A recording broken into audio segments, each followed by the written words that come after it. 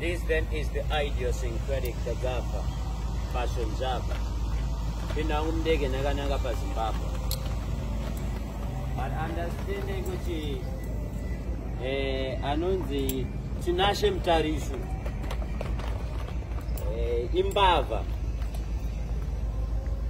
Mutarisi Tsola Aidobira government Mari Monzo Aidobira government Mari no ba feka chimoto cheche ba building ya bira aidorwa insurance wana insurance awabirike Mari ndo ba batu skane bitterness.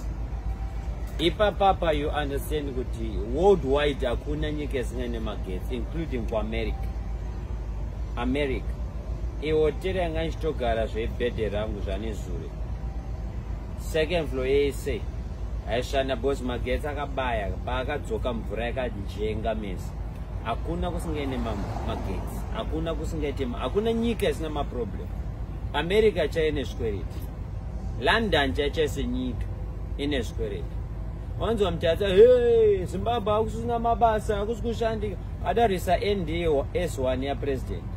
Do you know what the government airwiswe inzwa inini pfuma ipusa nomari government airwiswe? Yes, is perfect, yes kune ma sanctions, but the president idiva kurwa basa nyika iri kusumudzirwa pakaitika fault magetsi akambobaya baya ari kugadzirwa. Ona Mutarisi chiti hey akuna magetsi imbava mveso hanzi Mutarisi ndichadzoka nevideo yechitonyatso kuvhurira mafiles ake nenyaya dzemagirlfriends ake yatiri kuuya. But izeye kuti government airwiswe bvunzai nini. Mubhaibheri nchemo John the Baptist akakurumidza kufa nenyaya yekurwisa power. Never fight power. The idiosyncratic. See you in Zimbabwe.